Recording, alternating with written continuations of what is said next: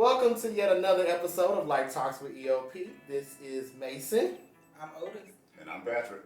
All right, and per usual, we have a lovely episode in store for you guys. This time, we'll be talking about something very near and dear to each one of us and highly relatable, I'm pretty sure, to all of our audience members. We'll be discussing trauma in the black churches. So I am definitely sure that you guys have definitely experienced that. I know I have, and it has not been a pretty thing at all. So, I mean, do y'all have like anything y'all want to start off with? Because otherwise I'm going to kick this thing running. I mean, you can start off. Ooh.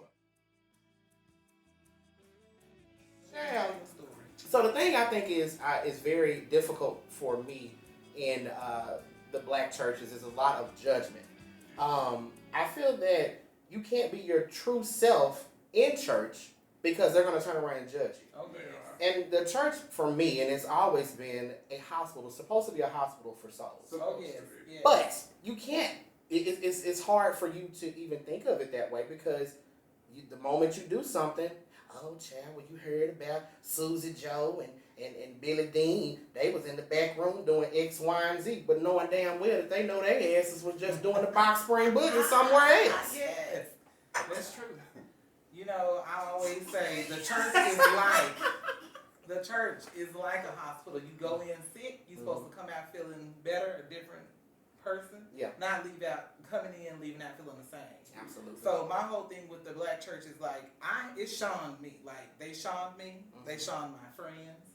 And I used to be a very active member of the church. I sang in the choir. I was over youth groups.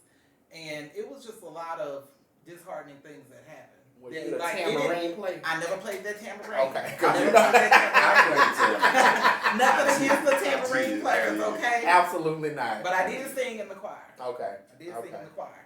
But, it didn't turn me away from God, per se. The things that happened to me at the church, it just turned me away from how I looked at the people in the church. I think it took me, because I'm a PK by adoption, whole nother story. But my experience was very, when you're a PK, they always expect so much out of you. Yeah. They always expect more than the Oh, right, person. I agree. Like, me and my siblings, we could not go anywhere. We Right. couldn't, if we ended up at the club, they knew before we got home. Right. Mm-hmm. That type of stuff. Because we couldn't do wrong. We could not do any wrong. Absolutely. And then now top that off being gay in the black church. Yeah. So when I actually came out to my parents and was just like, because before I got with my adopted parents, I had already had a whole other life. Yeah. So there were some things that I went through with my biological mother and family that, thank God I got with this adopted family. So with me being with this adopted family now, they have their own rules and regulations. Right. They're religious. They are very deep in the Pentecostal and Church of God in Christ. And so when it comes to religion, their beliefs basically just overtook everything when it came to how they dealt with the children and how they loved on you. And I know my parents love me. I know that they love me with everything that's within them.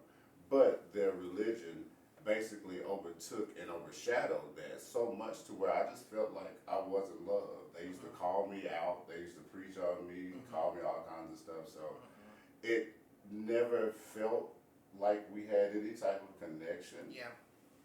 But as soon as it was time for a program, oh, Patrick, we need you to sing.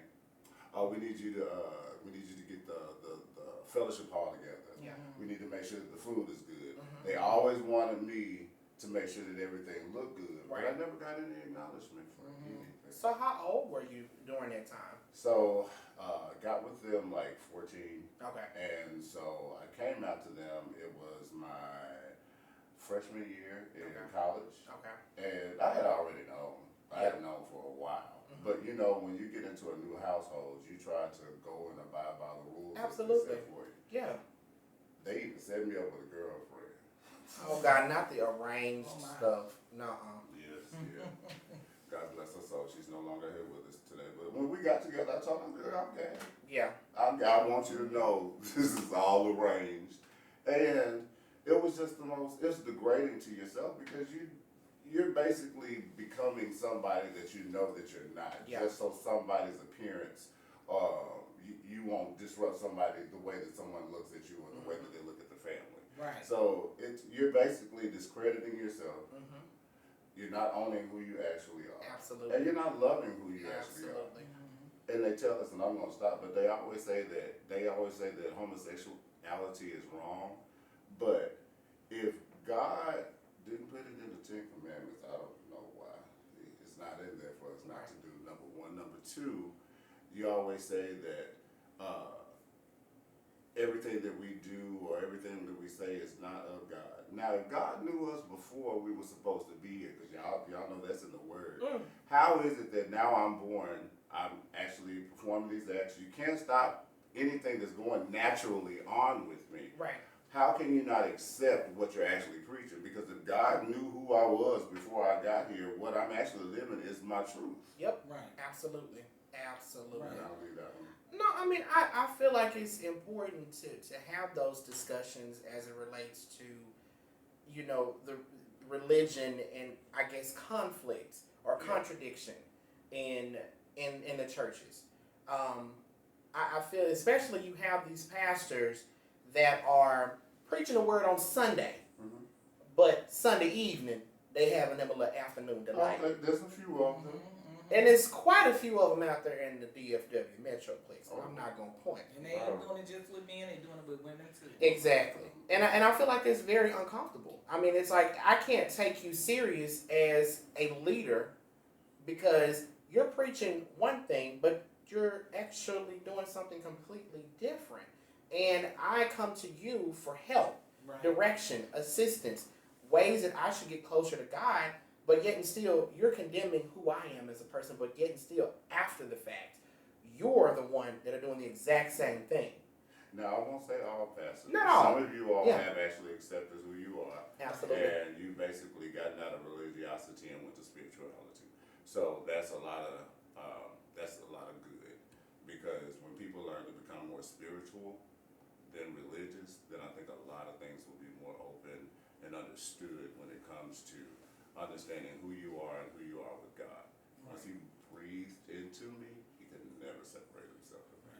And I think for myself, what turned me off really from the church was how a pastor can get in the pulpit and preach hate, and where you have your congregation hating people that are not like you. Yes. You know, and that like really turned me off. And again, not all pastors are like that because I know some phenomenal pastors that really love people genuinely.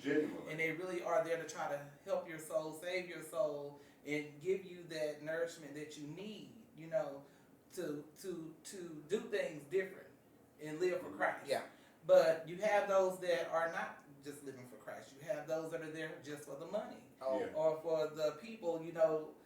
It's just difficult. It's just hard. This is a tough subject for me because I had a bad experience where, you know, a pastor was preaching and he said God had gave him this message. But as my friends walked into the church, he stopped in mid-sermon and said we all have some of them in our families.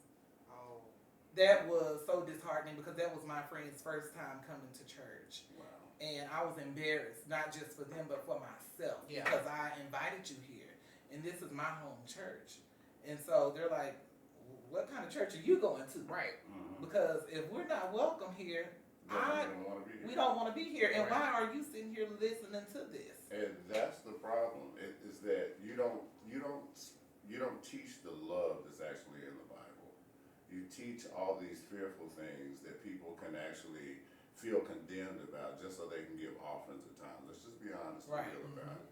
Because y'all love to sit up here and say, God told you 100 people don't. God did not tell you that. Right. Your inner man said that y'all ain't made the offering. And y'all need to make sure that the building fund is done because also pastor's anniversary is coming up. Right. The first lady needs to get her car note paid. Let's just be honest. Be honest about Yep. it. She need to get her hair done and everything. And the New pastor's dress. gonna look good too now. Exactly. But y'all sit up here and you don't think about people's feelings. Right. You don't think about, you never get to the root of it. Yeah. Right. You never ask what is going on with the individual. You never. So true. It took one pastor, Apostle Chief D. Dwayne Rudd. I thank you, Apostle, for actually allowing me to be in your flock when I was. But know that this man knew anything about me. Mm-hmm. He didn't even know that me and my brother, because my brother had invited me to church over there. And he was like, you need to come to church. And I was like, you know, I'm reluctant about church at this point because I grew up in it, so I know how I felt about it. And so I was just like, you know what, I'll come over. And I came over, and it was the craziest thing because the pastor called me up and he did something that was completely different. He had the musicians to start playing. He talked to me in my ear. Everything that this man was saying to me in my ear, I broke down and started crying. And it was crazy because he never asked anything like personally about me. And he just kind of like kept it flowing. Now, I have been set down from the praise team from singing. Now, you want me to sing when the anniversary comes up. Right. Oh, absolutely. Right. You want to make sure that we got the best voices up there. Right. In the praise We team. want to show out Yep. when the other churches come or the other people coming into the church. But when it comes to everything else, you never acknowledge me, you never say anything. And so they set me down and was just like, no, with you living this lifestyle that God can't bless, we can't have you up here singing. Okay, cool. Let me sit down. But when I got to his church, I didn't know he knew anything about me. We never had that conversation. He asked me to start singing on the praise team. So I ended up being, long story short, I ended up being the praise and worship leader. A few months after that, came into the office. He didn't even know me and my brother were brothers. He just knew we had a gift. And he pulled us into the office and he was like, y'all just work so well together. What is it? And we just started laughing. And he was like, we're brothers. He was like, but y'all don't have the same last name. And I said, well, I was adopted. So he was like, man. He was like, but you know what? Don't ever let anybody take your anointing away from you. He said, because he told me in the office, he said that your lifestyle cannot be separated. Your lifestyle and your anointing are two different things. So don't let anyone try to diminish your anointing just because of your lifestyle. And it literally, I could have. Yeah, that's heavy. For another man that I know is straight, to actually accept me for who I am, be a spiritual leader, know who I am, and actually speak to me in a way that actually is conducive for me to be able to grasp something positive about myself while I'm in this thing. Because I've been beaten up so much. Yeah. When you get beat up so Hard much, to believe what you hear. really hard to believe. He even knew I had a partner. I didn't even know that, and that was the crazy thing. So I mean, I guess my question, really, I guess to the group and to you guys is, how do you cope with the trauma? Like, how do you literally go on with life afraid to go back to what hurt you? That's a good question. Well, for me, I feel like you have to confront the source that whatever it is that hurt you head on first. And then, you go from that after you confronted that source, you go get the help, the counseling, the therapy that you need. Even if they deny what they said that they said to you. Right. Because that's what will help you through. Absolutely. Because I feel like the people that don't go out there and get that help in dealing with that trauma, you end up with depression. And some people can never recover once you go into that deep, dark depression. Everybody's built differently. Right. And so some people are stronger through their journeys and their situations that a lot of people aren't. And so you have to be very mindful of what you're saying to people and how you're saying it to people because everybody's not the same. Absolutely. Because if everybody was the same, everybody in your flock and your congregation would be on one accord and you wouldn't have anybody at the altar. Right, that's true. So, I mean, let's just call a thing and make common sense. You have to understand your congregation regardless of what they are. You don't know if this person got molested by an uncle. Right. Because when it comes to blacks, we don't talk about things. Right. Nope. We like to sweep things under the rug. Yep. We'll tell you things all day long, but as a child, we get slapped in the mouth at times when we come to an adult to say something about another adult. Right. It never gets talked about. Yeah. So with us sweeping everything under the rug, y'all don't think we fucked up? Right. Yeah. Right. Yeah. We look good. And Right. you know, when it comes to gays, most gays, not all, but most gays will basically put on a mask. Well, We're all yeah. masking something Yeah, at some absolutely. point. So y'all need to be very careful of how you handle people when That's it true. comes to black churches. Black churches need to know how to handle their flock. Right. They need to learn how to love their children. That's true. Because if majority of the pastors that have hate for homosexuality have a gay child, they have a gay child.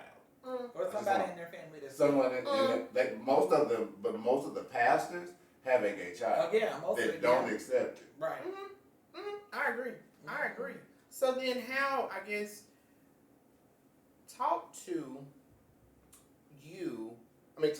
someone that has been traumatized as a child, and they're not traumatized by their pastor, but traumatized by their parents and condemning them for their lifestyle. And they are worshipers. How do you communicate healing? That was kind of hard for me because I didn't have that issue like most gays do. I was accepted by my folks, and even though they are churchly people, they never shunned me or treated me like I was less than. All they wanted me to do was be safe. I didn't get kicked out of my home. I wasn't called derogatory names. So I really don't know what that feels like when I hear my friends or my counterparts tell me this is what happens to them. I feel for them every day. And I just can't see how a parent would do that to their child. Like, I didn't ask to be here. You two people got together, and y'all made me. God blessed y'all with me, and I'm here. And with me being who I am, that is who I am, and I'm a part of y'all. So that's who y'all are too. Right. You may not have to accept it, but you need to deal with it. But I think parents need to also remember y'all weren't perfect. Right. Right. None of y'all were perfect. Some of y'all had us at too early of an age. Right. And then the rest of y'all did what you wanted to do. And then some of y'all got into the church as you got older. Some of y'all used to gangbang, do whatever, whole prostitute. I do not care. But you all were able to survive what you did. And you then got to Christ. That's basically the only thing that we had back in the day was the job of Jesus. Right. So, I mean, either you was going to go to work or you was going to go to church. That's true. Just to be honest, y'all had nothing else to do besides club. Exactly. That's true. We have, and so now it's more open and understanding. We're more open and understanding of ourselves. Y'all had gays back in the day. Sure Absolutely. did. Sure did. But My y'all best didn't friend, say my it. mom's best friend was gay. My mom's best friend was gay. And what's so funny to me is, like you said, back in the day when they were younger, they were out here doing who knows what. And they talk about it all the time. All the time. And so I'm just like, well, nobody judging y'all, but now y'all Absolutely. want to sit up here and judge me for this one thing. Like, that's not right. And see, it's not my parents. It's sometimes I have some family members, like, connected to the family. Those are the ones that judge. I used to go to one aunt's house over the weekend, over the summer sometimes. And every time, it never failed. When I would leave, there would be an envelope in my bag. And when I would get home, I would open that envelope, and that envelope would be nothing but scriptures. And all these scriptures would be either talking about homosexuality was a sin. It would be Revelations talking about I'm going to go to hell. And that the world, the city, Sodom and Gomorrah, how the city was destroyed because of gays. And I was just like, wait a minute. The city was not destroyed because of gays. The city was destroyed because of all of the sin that was happening up in there. So I just hate that when people pinpoint and pick and choose. Oh, they pinpoint What they want. What they want. You know, and you don't have a heaven or hell to put me in. Exactly. At all. But they don't say anything about Deacon over here, fucking Miss Sister Rosie. Susan. They don't say anything about that. It's like Miss Rosie. Sister Rosie Lee. Right, the van driver doing everything, but you always want to pinpoint on homosexuality. It's like the topic of discussion in every doggone church you go Every to. church. I mean, as soon as you see one that you think is homosexual, you go straight in. But I mean, all the way in. It's just like, okay, well, shit, let me just turn around. But don't be a high giver. Don't be a high tither. The one that's paying, giving them high tithes. Oh, you it. You all of that in a bag of chips until, honey, you get exposed. And then they don't even care if you tithe anymore. I mean, but you know what? I've come to a realization that every saint has a past and every sinner has a future. They all do. And that is something that is very much so relevant, and I think that a lot of people really need to understand that, especially the congregation, is that everybody has a story. The story may not be the same, and the ending may not be the same, but we all have a story, and it's all something that's very traumatic. Yeah. And we all are healing from something. One thing that I wanted to accomplish with this podcast, which I feel like we're doing a very good job of doing, is teaching about healing. Healing. Because it's important. It's not just physical. It's not just financial. It's most definitely emotional and spiritual. So that's one thing that we are definitely going to offer is a sense of healing. And it's going to be topics that we may not know what the hell we're talking about. Right. We just be pulling it out of you know what. But, Exactly. Yeah. Out our ass. But we are reaching somebody. And that's all that I want to do. I don't know about y'all, but just one person. Just one. And I wish that pastors, not all of them, but some of them would keep that same energy. Yeah. Right. I will say that my pastor, my parent, my dad, we have a better relationship now. So don't get me wrong. But a lot of people that know me know what I went through when I was a kid. And it was funny because they used to see things that I didn't see. Right. But I will say this, you get through it. As long as you learn how to get the right people around you and the right help and listen.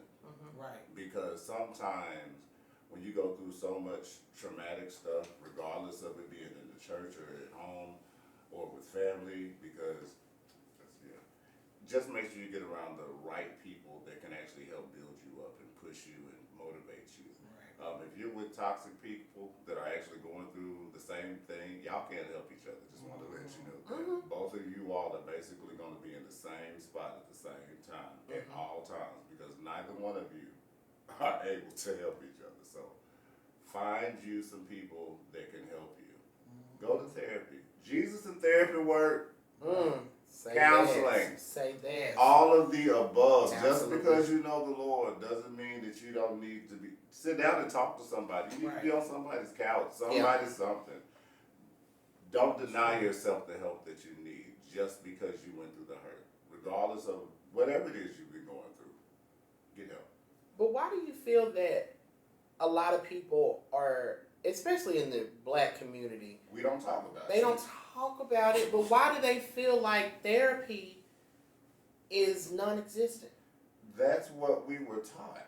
That's what we were pushed when we were growing up. You don't go and talk to nobody about your problems. Yeah, that's true. You keep this in the family. Yeah. Whatever's going on in the family, this is in the family. You don't talk to nobody else about your problem. And let me hear you say something else. Let me hear you say something. Right. Well, good shit like that.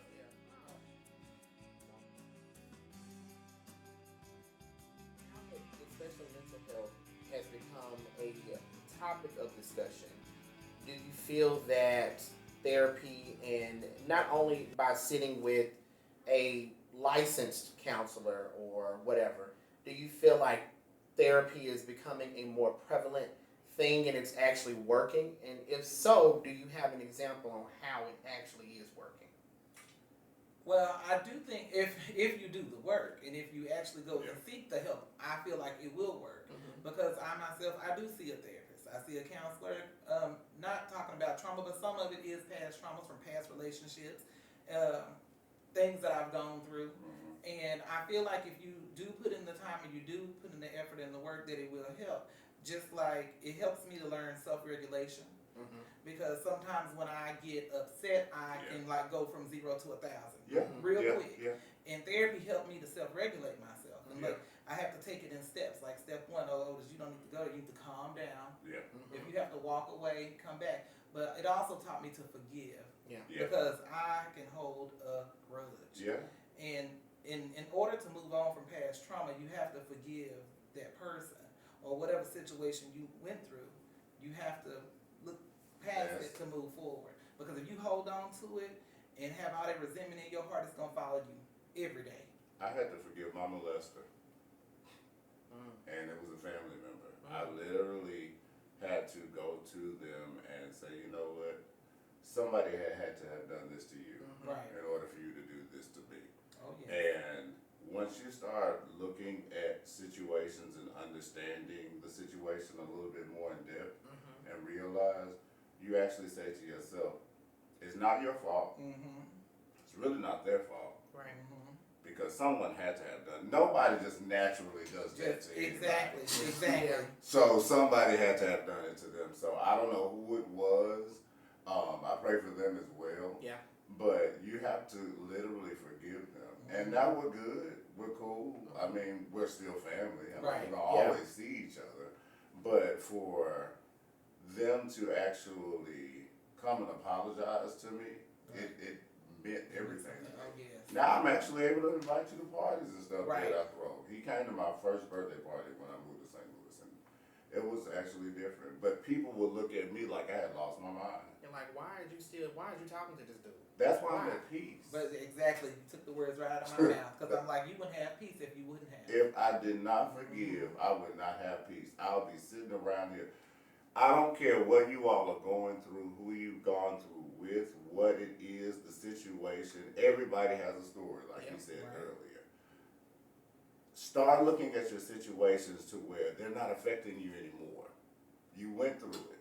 Now it's time to figure out how to get out of the situation. Absolutely. Quit dealing with it every day, thinking that it's going to change. It's not going to change unless you get some type of help. Yeah. Right. What did they say? Doing the same thing over and over again is insanity. Right.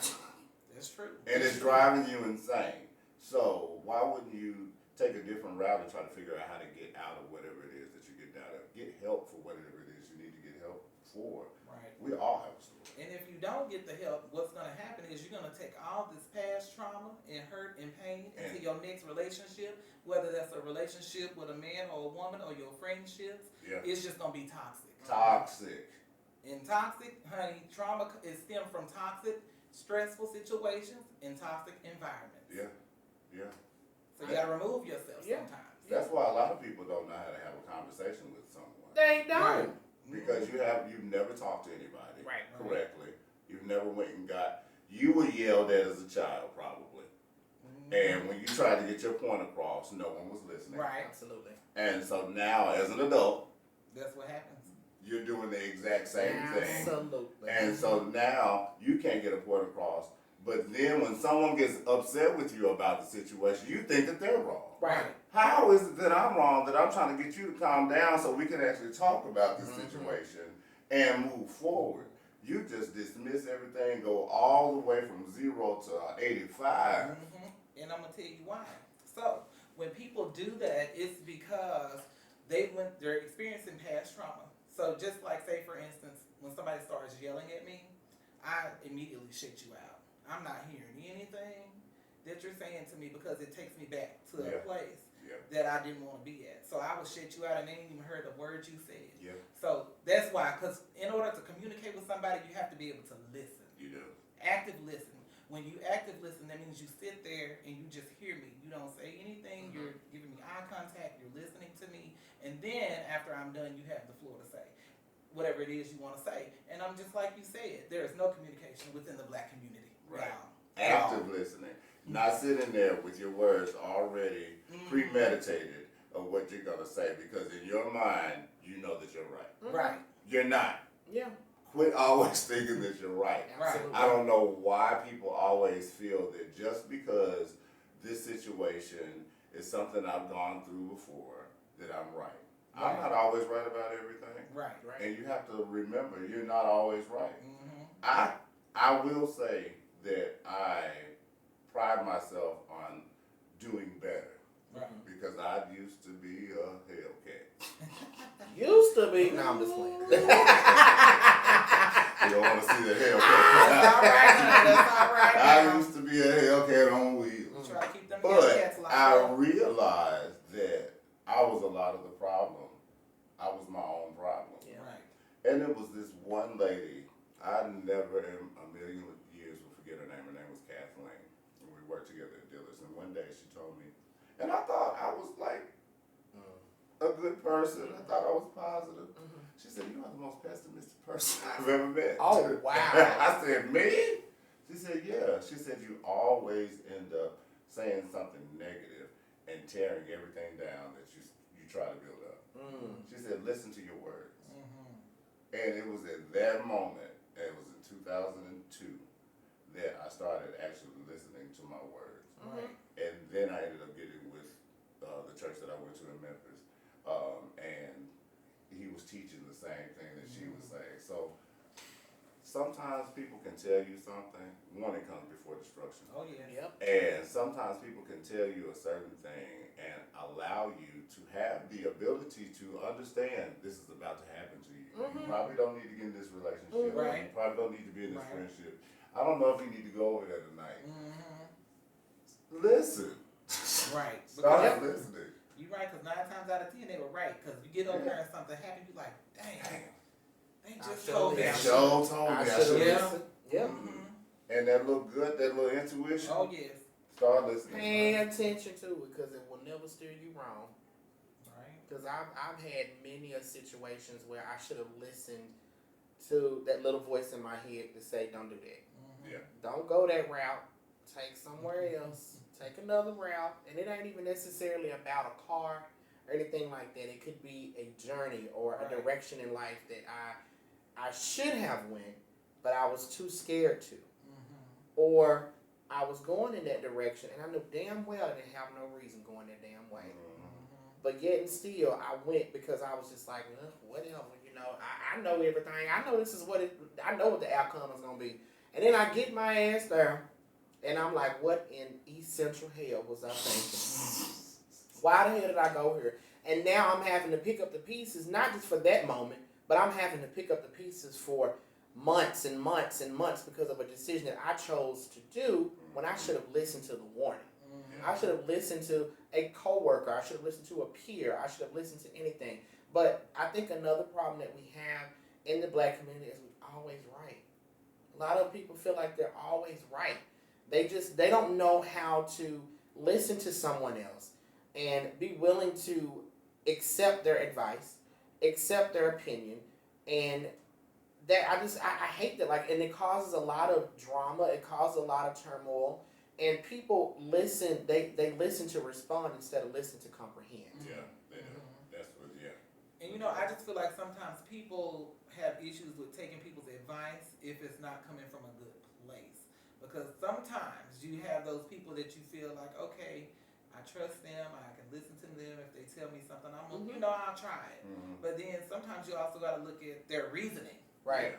For it. So not all people are like that, but you know what I'm saying? Some people you just don't want giving you advice. You don't want them giving you, but yeah, you can't take advice from everybody, especially when we see how you live. Right, right. I mean, just to be honest. Right. I'm not about to take advice from everybody. Yeah. Because some people will sit out here and try to give you counseling advice, and you done been through 9 relationships in the last 3 months. Here we go. That's the truth. That is No, true. sis, I'm good. Yeah, you can go ahead and figure out what it is you need to do in life. I'm just gonna sit over here and be single because I don't need this type of relationship advice from you. Or you trying to give me advice on a job and you can't and even keep one. you can't even keep one. So Okay, yeah, that makes sense. Yeah, start thinking about the things that you all talk about before you start talking to people. Yeah. now I don't mind the black people out there that do actually know what they talking about. Okay, There you come are to give a me lot. advice, I will accept your opinion. You know, and I don't always think I'm right. You know, as smart as I believe that I am, I don't always think that I'm right. I do take people's criticism. I take people's opinions because we can all do better. We can, And we are lifelong learners because we're human. So we're going to continue to learn. but quit discrediting the people that actually do give you good advice. Thank Right. you. Please. Stop, Please. because there are people out there that give great advice to a lot of people, and you all can't even give any advice to anybody if you wanted to. So quit discrediting the people that are actually giving good advice, Right. and quit. For some reason, people have called me fake. I don't get it. I never saw The hate. The hate. I never hate. saw fake bone in my body just because I'm being honest. I like that and don't change it. I'm Please, never gonna change it. Okay. Never gonna change it. You're always gonna give me this back. Now, with that being said, I just don't understand why people. All right, mother. I just don't understand why people. You're gonna get me. Of it. You're going to get me. love it. You're gonna get me at all times. At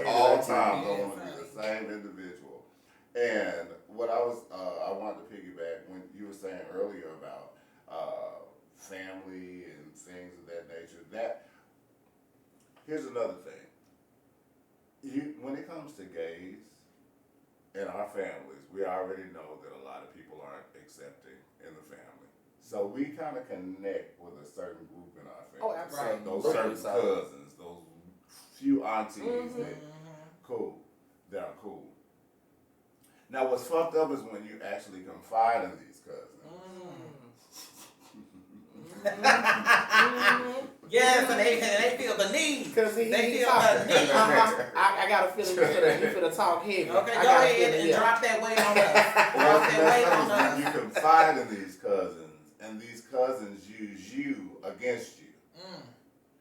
How, with you being that person, knowing our situations, we've confided in you, we've talked to you about the things that we've gone through, and we thought we had complete understandings between each other because all of us had something that we were going through. Yep. So with that being said, I never said anything negative, derogative, or brought any of your household information up to anybody else in our family.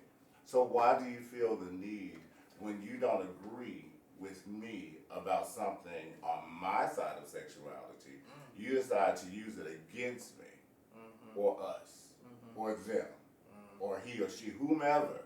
You do this knowing that it's going to get big, because just because you talk to this cousin doesn't mean that cousin doesn't talk to me. So you have to be very aware of who you talk to, but also be very aware of, now I can't trust you.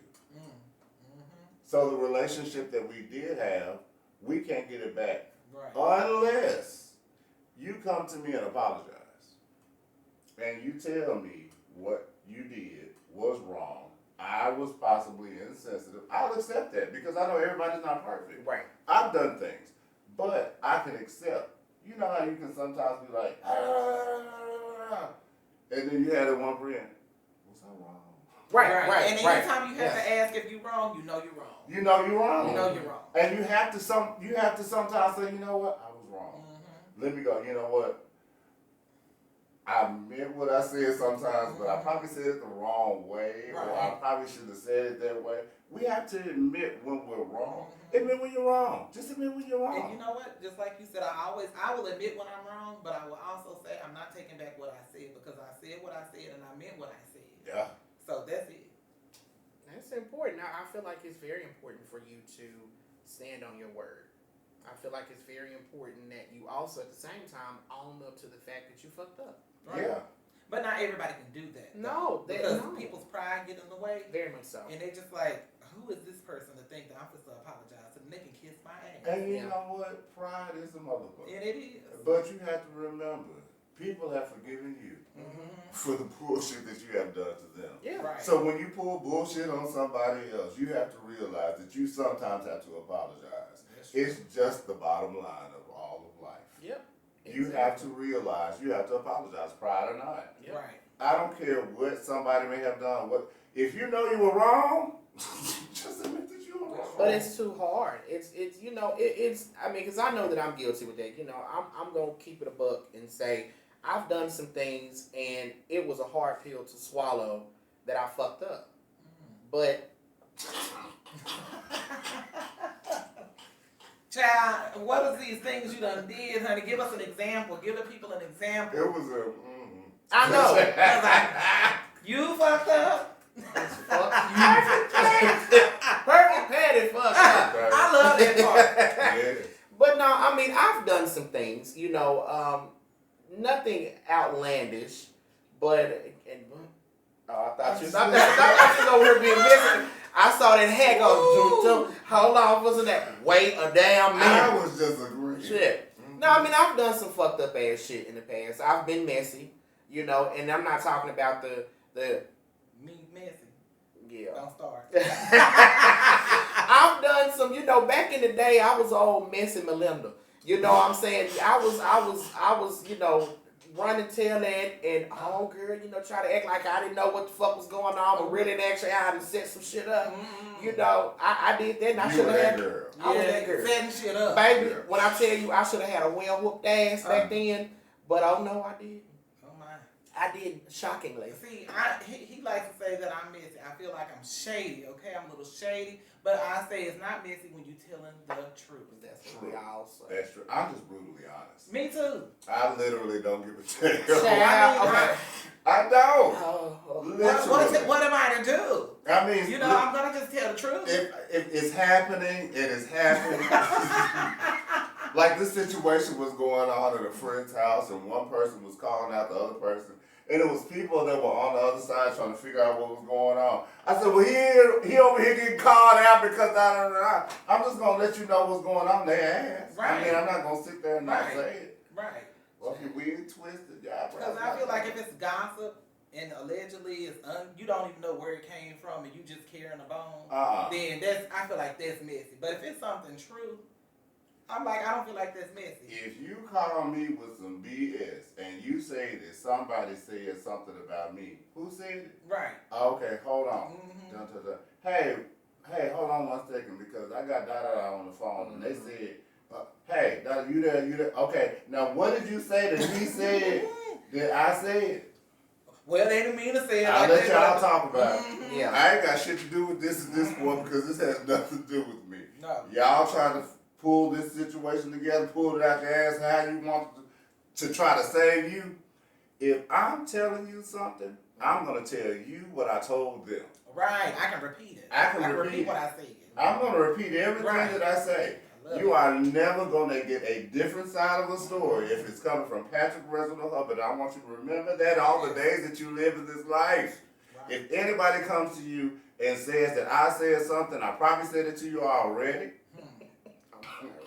And if somebody I'm come to you sorry. and said, I said something, I said it. I'm sorry, y'all, and I know this is way off topic, but this little speech he just gave me every bit of Cicely Tyson in a Tyler Perry movie. I love it.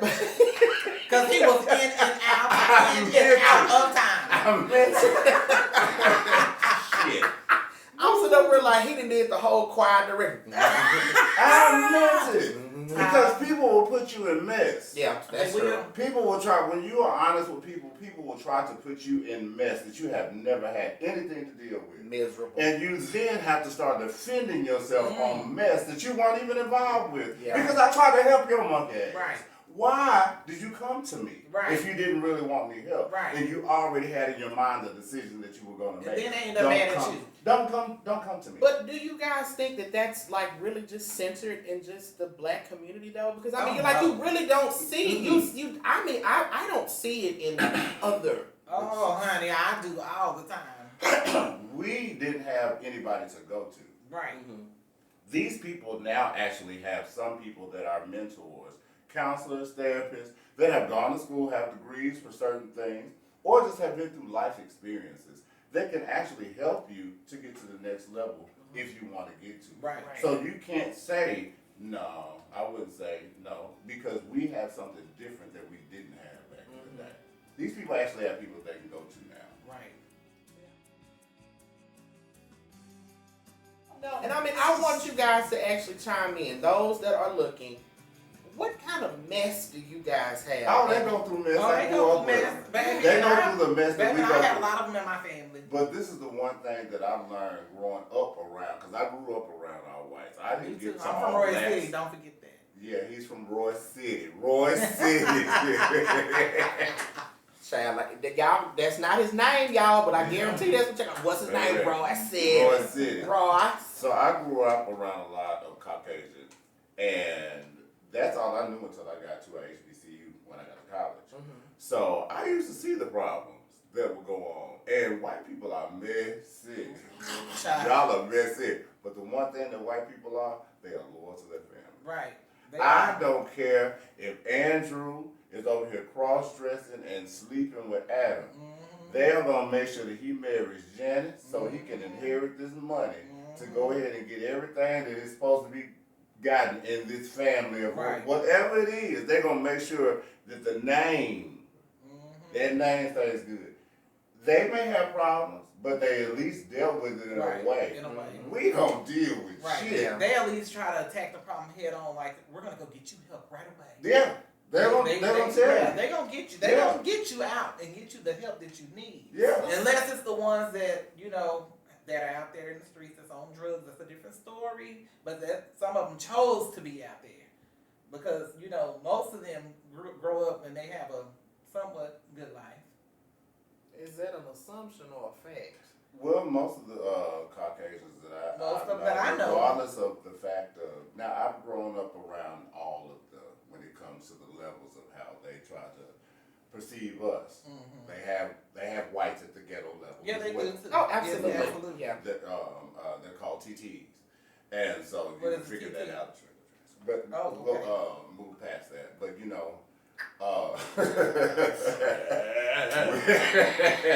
we have them at that level, just how they perceive us, and so everybody. And I had to take a long sip on them. A long one. When he said the TTs, I'm like, my blonde ass, and he the one that's over here blonde. I'm sitting over here like TT. Okay, what? And then he said it was aha. I got it. Okay, it makes sense. All of us go through. But no, I mean, I've never really. I guess I've never really been around them that much to understand the culture. Mm-hmm. And I mean, I'm welcome to it. I'm not a racist person at all. Hashtag just a little bit. They'll send their kids to therapy. But I'm gonna tell you, I have a lot of white friends, and my white friends, they ride hard for me. And I'm gonna tell you, when I was in college, I have a wealthy friend. Where did I go to college? I went to SFA, and then I went to Midwestern State. I didn't go to HBCU. Sorry, guys. Okay. I ain't mad at it. Yeah, shade. But I have some wealthy friends that actually stood up and took me in while I was in school trying to work on my degree. And these people, I mean, they became my family. Mm-hmm. They were giving me money, paying for tests, paying for books, all kinds of stuff. So, you have some out there that really, when they care about you, they care about you. Right. And they gonna ride for you. Yeah. But you do have some out there that just because they don't know and they're not familiar with us and they are scared because of something that has happened to them back in the day, that they put all black people in a box. And sometimes it just takes like one of us to just sit down and talk to them and try to give them an understanding, because sometimes people don't understand. Well, I believe that understanding comes from the parents. Right. Because, and I grew up with, no name said, but I grew up with this one white kid, and we went to kindergarten all the way up to junior high together. And it was crazy because we lived in the country together, and then we ended up moving to the somewhat city, and ended up being in the same school system again. Now, we've been over each other's houses, and we had a very, we had a good family life when I was growing up, when I was younger. When I got to junior high, when you get around certain people and certain things start to come out that you have been around. Mm-hmm. And this friend called me a nigga. Oh, child. I broke his nose. Oh. Yeah, that was my first battling. And it was, but that had never happened before. Mm-hmm. So it just depends on the surroundings that you're around. We were good friends for years, and then you ended up saying that to me. A lot of the white people sometimes that we can be good with are good with us until they have to deal with experience. Yeah, that we have to deal with. Right. And then it's a misunderstanding, or I think you're going overboard, or I don't look at it this way. Right. I think y'all are just doing a little bit, and it always becomes an opinion, and it's just like, baby, you're not my close. I guess the closing the door to little Bobby was a perfect little segue to go ahead and exit. But as usual, you guys, thank you so much for tuning in, and make sure that you do like, share, and subscribe. Please. To all of our social media outlets, and that is Like Talk with E.O.P on YouTube, Instagram, and Facebook. Yeah. And of course, just like I said last time when y'all had food in y'all damn mouth. Now we can finally do it. Yeah, y'all can do it. So I'm gonna go ahead and let what? Come on, I'm just Like Talk with E.O.P. Empowering ordinary people. Why you didn't say that? Because I need to put something in my damn mouth for drinking like y'all niggas did last time. Cause them motherfuckers gonna sit up there and put a damn cup. I mean, you gave it to Well, us. thank you, Oprah. Yeah. Oh, can I get on your